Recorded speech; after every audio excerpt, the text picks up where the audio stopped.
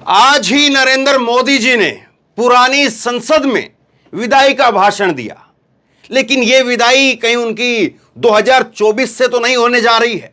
और ऐसा मैं इसलिए कह रहा हूं क्योंकि तमिलनाडु के अंदर जिस तरह से सनातन को लेकर के हंगामा खड़ा किया गया, वहीं पर तमिलनाडु के अंदर बीजेपी के साथ में जो क्षेत्रीय पार्टी है, वहां की मजबूत पार्टी डीएमके वर्सेस जो है वो एआईडीएमके का जो हमेशा वहां पर चुनाव होता है, तो दूसरी सबसे बड़ी पार्टी एआईडीएमके, उसने बीजेपी के साथ अपना गठबंधन तोड़ दिया है। एक तरफ नरेंद्र मोदी आज देश की संसद में विदाई भाषण दे रहे थे पुरानी संसद के अंदर, लेकिन कहीं ये पुरानी संसद के अंदर दिया हुआ उनका भाषण वो 2024 की विदाई तो नहीं हो रही है।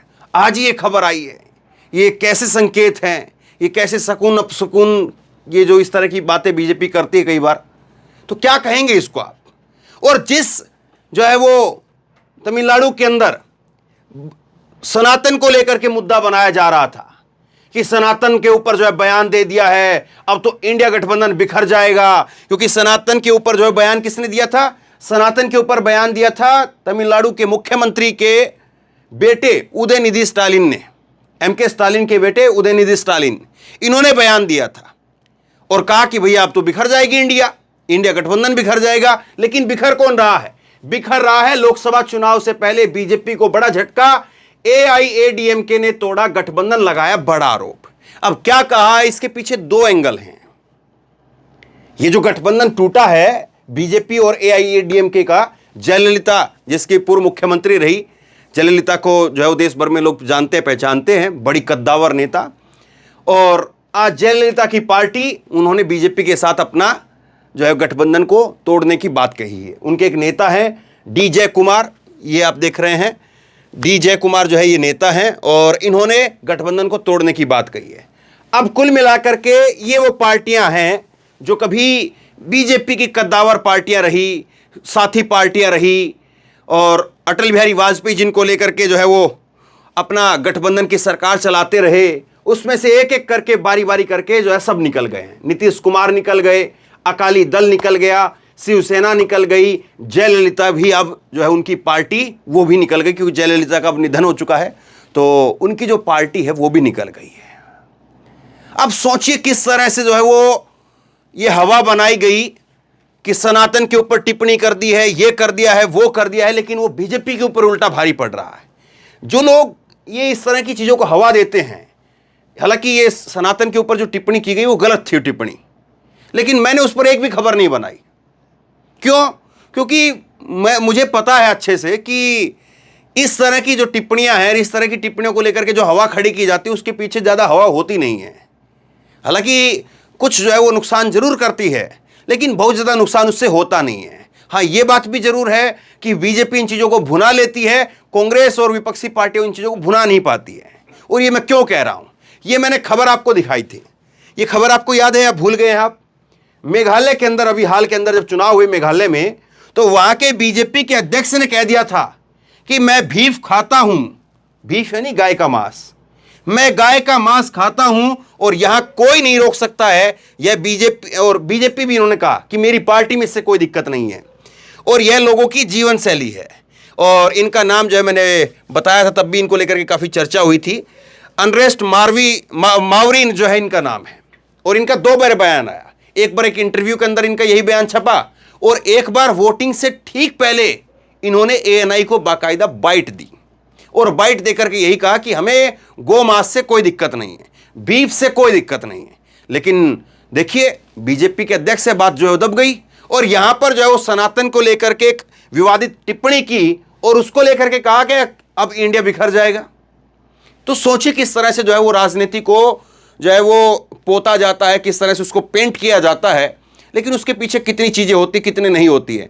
दरअसल क्या है कि बीजेपी इस बात को समझ नहीं पा रही है कि जो आइडिया ऑफ इंडिया है वो क्या है, भारत क्या है, किस तरह से है, और भारत में अलग अलग राज्यों की, अलग अलग जातियों की, अलग अलग धर्मों की, अलग अलग पार्टियों की क्या विचारधारा है, वो भी बीजेपी जो है परख नहीं पाती है। और यही वजह रही कि सनातन को लेकर के, और दूसरा जो बयान इसकी वजह जो बन रहा है वो भी मैं आपको आगे बताऊंगा ये दरअसल जो है वो वहाँ की राजनीति के हिसाब से सनातन के ऊपर जो बोला वो एआईडीएमके को भी जो है वो उतना उसको ठीक नहीं लगा कि एआईडीएमके भी उसका वहाँ पर विरोध कर पाए, तो ये वहाँ पर जो है वो अलग हो गए हैं।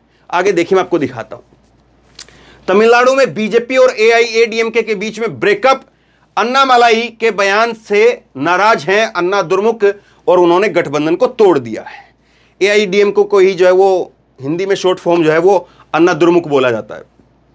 अब इसके पीछे कहानी बड़ी लंबी चौड़ी है। पहले तो मैं जो पिछली कहानी है पास्ट में जाऊं, उससे पहले आज जो घटना हुई इसको लेकर के बताता हूं। ये है डी जय कुमार। ये डी जय कुमार ने क्या कहा, सुनिए जरा। जय कुमार ने कहा कि इस फैसले पर हमसे कोई असर नहीं पड़ेगा, हमें अपनी जीत का पूरा भरोसा है। बीजेपी यहां कदम नहीं रख सकती है। तमिलनाडु की बात हो रही है, तमिलनाडु में बीजेपी शून्य पर है, कदम नहीं रख सकती है। बीजेपी को अपना वोट बैंक पता है, वो हमारी वजह से जाने जाते हैं। डी जय कुमार ने कहा कि इस धारणा पर जोर दिया जाता है कि एआईएडीएमके और बीजेपी के बीच में तनाव चरम पर पहुंच गया है। विशेष रूप से इस साल के शुरुआत में ही हुए विधानसभा चुनाव में अपना आखिरी गढ़ कर्नाटक कांग्रेस से हारने के बाद बीजेपी दक्षिण राज्यों पर पकड़ बनाने के लिए रास्ते तलाश रही है। तो बीजेपी बार बार जो है छटपटा रही है, क्योंकि कर्नाटक एक आखिरी जो है उसका पहला और आखिरी जो दरवाजा था, और पहला और आखिरी दरवाजा बंद कर दिया कांग्रेस ने। अब उसके बाद में केरल में शून्य है, तमिलनाडु में शून्य है, ये बाकी राज्य में यहाँ पर बीजेपी का कोई अस्तित्व है नहीं। अब सुनिए एक दूसरा जो बयान जिसका मैं जिक्र कर रहा था, जिसकी वजह से भी जो है ये गठबंधन तोड़ा गया है, ये भी जिसमें दरार आई है, वो बयान भी आप सुन लीजिए। तमिलनाडु में बीजेपी को बड़ा झटका। अन्नामलाई के बयान से खफा है एआईएडीएमके, उन्होंने गठबंधन तोड़ दिया है। ये है अन्नामलाई, ये है तमिलनाडु बीजेपी के अध्यक्ष, और ये जिस तरह से बयान देते रहते हैं, इन्होंने एक बयान दिया था और क्या कहा था, सुनिए जरा। अंग्रेजी अखबार के साथ इंटरव्यू में अन्नामलाई ने एक सवाल के जवाब में कहा कि तमिलनाडु में कई सरकारें भ्रष्ट थी। पूर्व मुख्यमंत्री यानी जयललिता, जो कि इनके सहयोगी पार्टी इनकी सबसे बड़ी नेता है, पूर्व मुख्यमंत्री कानून के तहत दोषी पाए गए। यही वजह है कि तमिलनाडु देश के सबसे भ्रष्ट राज्यों में से एक है। अन्नामलाई के बयान को पूर्व सीएम जयललिता पर हमला माना जा रहा है, क्योंकि जयललिता का नाम आय से अधिक संपत्ति के मामले में सामने आया था, लेकिन सुप्रीम कोर्ट के फैसले से पहले ही जयललिता का निधन हो गया। तो जयललिता का निधन अपने आप में एक बहुत बड़ी कंट्रोवर्सी है। और उसके बाद में जो है वो जिस तरह से हंगामा खड़ा हुआ, पार्टी को लेकर के दो फाड़ हो गई। फिर उसके बाद में मैंने कुछ समय पहले आपको बताया था कि आरके नगर एक वहाँ पर विधानसभा है, वहाँ पर कैसे चुनाव को लेकर के एक जो है वो पूरा इस तरह से जो है छटपटाहट वहाँ पर हुई, और इस तरह से पैसे जो है वहाँ पर बांटने की बातें हुई कि चुनाव को रद्द करना पड़ा। तो वो बातें हैं। तो एक बात तो जो है ये है कि बीजेपी जिस तरह से वहाँ पर राजनीति कर रही है, वो एआईडीएमके उसको झेल नहीं पा रही है। पहली बात तो ये भी है, जो लगातार बैकग्राउंड बनता आ रहा था। और दूसरा जो है वो ये है कि बीजेपी के अध्यक्ष ने जयललिता के खिलाफ जो है, जयललिता के खिलाफ उनका नाम नहीं लिया, लेकिन बोल उन्हीं के बारे में रहे थे, उनके बारे में जो बयान दिया उससे जो है वो आखिरी कील ठुक गई, और आखिरी कील ठुकते ही जो है फिर ये बात बाहर निकल गई। अब इसमें सुनिए जरा जय कुमार अब क्या कह रहे हैं।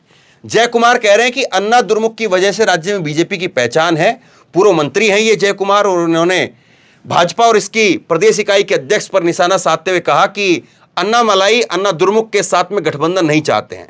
ये जो है अन्नामलाई, ये अन्ना दुर्मुख एआईडीएमके के साथ में गठबंधन नहीं चाहते हैं। हालांकि भाजपा कार्यकर्ता ऐसा चाहते हैं। क्या हमें अपने नेताओं की आलोचना बर्दाश्त करनी चाहिए? भाजपा यहां पर कदम नहीं रख सकती है, वो अपना वोट बैंक उनको पता है। आप हमारी वजह से जाने जाते हैं। जय कुमार ने कहा कि अब हम अपने नेताओं की और आलोचना बर्दाश्त नहीं कर सकते हैं। जहां तक गठबंधन की बात है तो ऐसा नहीं है, भाजपा अन्ना दुर्मुख के साथ नहीं है। इस संबंध में फैसला केवल चुनाव के दौरान ही हो सकता है। हमारा रुख है। यह पूछे जाने पर क्या यह उनकी निजी राय है? जय कुमार ने कहा कि क्या मैंने कभी आपसे उस हैसियत से बात की है? मैं केवल वही बात करता हूं जो पार्टी तय करती है। तो मतलब पार्टी की राय है, और पार्टी ने तय कर लिया है कि हम बीजेपी के साथ नहीं जाएंगे। अब थोड़ा सा जो है मैं इसका बैकग्राउंड बताता हूं, और जो लोग सोच रहे होंगे कि भाई ये कहां पर, जहां पर बीजेपी का कोई सीट वीट ही नहीं थी तो क्या बीजेपी को फर्क पड़ना है, बीजेपी पहले सुनने पर अब सुनने पर क्या दिक्कत है, मैं आपको कुछ दिखाता हूं आपको, ताकि बात समझ में आएगी। पहले तो ये बयान देख लीजिए, आज के खबर के ऊपर जो बयान है। बीजेपी को झटका, एनडीए बैठक में जिस पार्टी को पीएम के बराबर मिली थी जगह, अब उनकी तरफ से आया बड़ा बयान। मोदी साहब यहां पर जो है वो पलक पावड़े बिछाए रहते हैं इनके लिए। मोदी साहब पीएम के बराबर जो है जगह दी गई। देखिए यहां पर एआईडीएमके के नेता को जो है वो यहां पर जगह दी गई।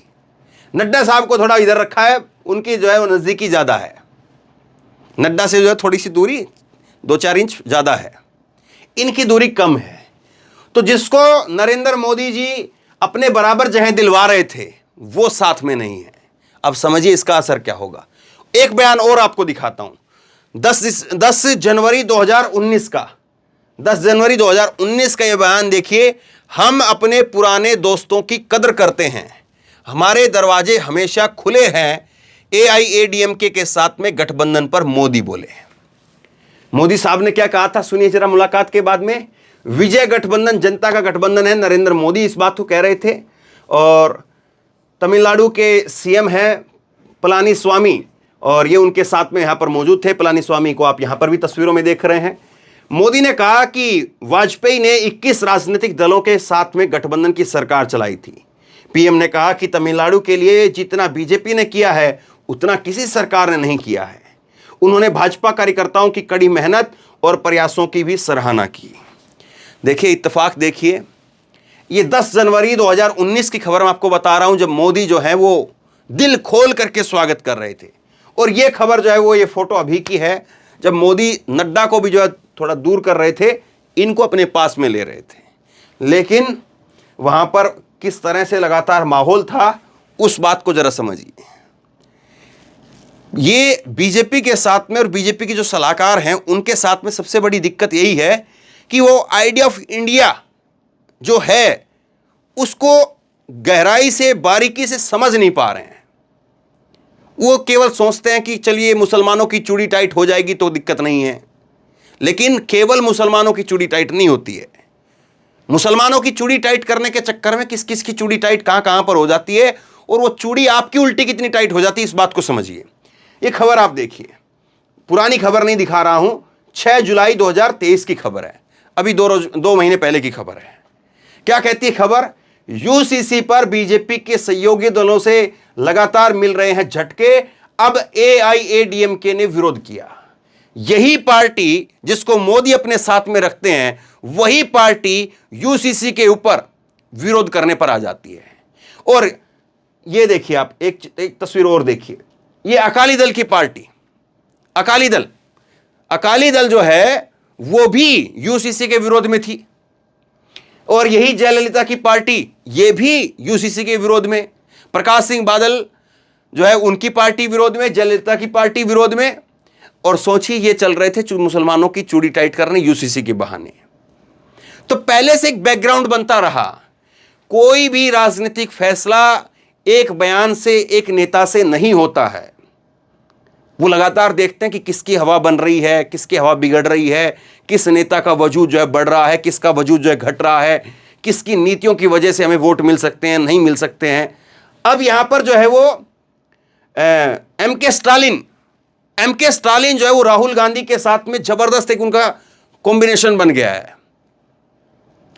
और आपको मालूम होगा जब भारत यात्रा हुई तो कन्याकुमारी से भारत यात्रा की शुरुआत हुई, और उस वक्त में पहले मुख्यमंत्री एम के स्टालिन, जिन्होंने झंडा जो है वो लिया राहुल गांधी से। राहुल गांधी ने वहां पर झंडा जो है वो लिया, और उसके बाद में एम के स्टालिन, और फिर आगे अलग अलग मुख्यमंत्रियों को, नेताओं को झंडा जो है फिर कश्मीर तक पहुंचता चला गया। तो वहां पर भारत यात्रा में शामिल हुए। भारत यात्रा की तस्वीर है, राहुल गांधी की तस्वीर है। खैर बाद में दाढ़ी बढ़ती चली गई कदमों के साथ में, वो अलग विषय है। लेकिन राहुल गांधी का जिस तरह से प्रभाव रहा, और आपको मालूम है तमिलनाडु को लेकर के गांधी परिवार का एक इमोशनल अटैचमेंट भी है। जिस तरह से राजीव गांधी की हत्या की गई, उसको लेकर के दोनों चीजें, तमिलनाडु और उसके बाद कश्मीर में जो है वो राहुल गांधी कहते हैं कि मेरा पैतृक घर है, मैं ऐसा महसूस करता हूं जैसे मैं घर में आ रहा हूं। और तमिलनाडु के अंदर जो है वो राहुल गांधी को जो है वो अपने पिता को लेकर के, और जिस वक्त में यात्रा की शुरुआत हुई थी वो अपने पिता को लेकर के वहाँ पर जो है वो श्रद्धा सुमन अर्पित करने के लिए भी गए थे। तो ये सारी चीज़ें जो हैं वो कनेक्शन जोड़ती हैं। और जिस तरह से राजीव गांधी ने उस वक्त में अपनी जान दी तमिलनाडु में, जिस तरह से तमिल को लेकर के और श्रीलंका को लेकर के जो विवाद था, उसके बाद में गांधी परिवार के साथ में कनेक्शन बना, इसमें कोई दो राय नहीं है। हाँ, ये जरूर रहा कि कांग्रेस जो है वो हाल के वर्षों में अब वहाँ पर सहयोगी पार्टी जो है वो डीएमके के साथ में ही जो है उस पर निर्भर है, उतनी मजबूत स्थिति में नहीं है जिस तरह से केरल के अंदर मजबूत है। केरल में 20 में से 19 सीट जो है वो कांग्रेस पार्टी की आती हैं। लेकिन इन राज्यों के अंदर, और अब कर्नाटक में देखिए उसका क्या असर रहा, जबरदस्त असर रहा। कर्नाटक में एक बहुत जबरदस्त प्रचंड बहुमत के साथ सरकार बनी। तो ये सारी चीज जो है वो एक एक करके बीजेपी के लिए माहौल जो है वो खत्म करती चली जा रही हैं, और कांग्रेस के लिए किस तरह से जो है वो जमीन तैयार हो रही है। यहां पर एआईएडीएमके जो है वो इंडिया गठबंधन में आने की उम्मीद नहीं है। क्यों नहीं है? क्योंकि ये दोनों पार्टियां, यहां पर एमके स्टालिन और जयललिता, इन दोनों की पार्टियां जो है वो अलग अलग रही और अलग अलग ही हैं। ये वहां पर एक हो भी नहीं पाएंगी। तो लेकिन फिर भी बीजेपी जो देख रही थी, बीजेपी जिस तरह से वहां पर सनातन को लेकर के और फला चीजों को लेकर के जो माहौल बनाने की कोशिश कर रही थी, उन चीजों की हवा जरूर निकल गई। और वो चीजें जो है बता रही हैं कि सनातन को लेकर के वहां के एक नेता ने टिप्पणी की, और वहां के नेता की टिप्पणी के ऊपर जो है वहीं के लोग जो है वो कंफर्टेबल नहीं हैं। वहीं के लोग जो है बहुत ज़्यादा जो है उसमें जो उसको लेकर के अग्रेसिव नज़र नहीं आ रहे हैं।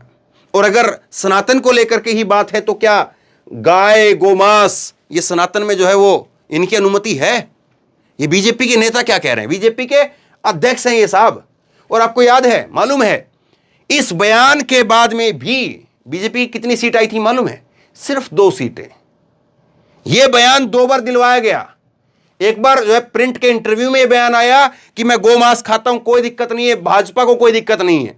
और दूसरा यह बयान, यही बयान जो है वो वोटिंग से पहले एएनआई के साथ में इंटरव्यू के अंदर टेलीकास्ट किया जाता है, और उसको फिर बाद में व्हाट्सएप ग्रुप में भेजा गया, क्योंकि वहां पर ईसाई पॉपुलैरिटी के अंदर है, मेजोरिटी के अंदर है। 2 सीटें आई, केवल 2 विधानसभा की सीटें, और 2 विधानसभा की सीटों के लिए गोमांस खाना कबूल है। तो यह बीजेपी की राजनीति है, और बीजेपी की राजनीति को किस तरह से 2024 से पहले कहां कहां पर कैसे कैसे झटके लगेंगे, ये धीरे धीरे जो है वक्त बताता चला जाएगा। तस्वीर जो है वो धीरे धीरे वक्त के साथ साफ होती चली जाएगी, और उसमें धीरे धीरे जो है वो जो अभी धुंध दिखाई दे रही है, धुंधलापन दिखाई दे रहा है, वो साफ होते होते जो है वो दिख जाएगा कि मोदी अकेले खड़े हैं या मोदी के साथ में कोई और भी है। मोदी जिन चीज़ों को लेकर के अभी तक जो है माहौल बनाने की कोशिश करते रहे, उन चीज़ों को, उन मुद्दों को लेकर के कोई उनके साथ है भी, या वो अलग थलग पड़ चुके हैं। और ये चीज़ें मोदी के ऊपर, बीजेपी के ऊपर किस तरह का असर डालती हैं, सवाल ये भी है। तो बहरहाल शेयर कीजिए इस खबर को, बहुत बड़ी खबर है। और दक्षिण भारत की अगर बात करें तो वहाँ से निकलने वाली, अब देखिए एनडीटीवी इस बात को कह रहा है, तो फिर आप क्या कहेंगे साहब, बाकी चीज़ें कहाँ तक रहती हैं। तो शेयर कीजिए इस खबर को, लोगों तक पहुँचाइए, और आप क्या सोचते हैं नीचे कमेंट बॉक्स में अपनी राय लिख करके जरूर बताइए। मोदी जी का आज आखिरी विदाई भाषण था पुरानी संसद में, नई संसद में भी आखिरी भाषण हो पाएगा या नई संसद में बने रहेंगे? ये खबरें तो बहुत कुछ कहती हैं। आप क्या कहते हैं नीचे कमेंट बॉक्स में जरूर बताइए। इस खबर को खूब शेयर कीजिए। धन्यवाद।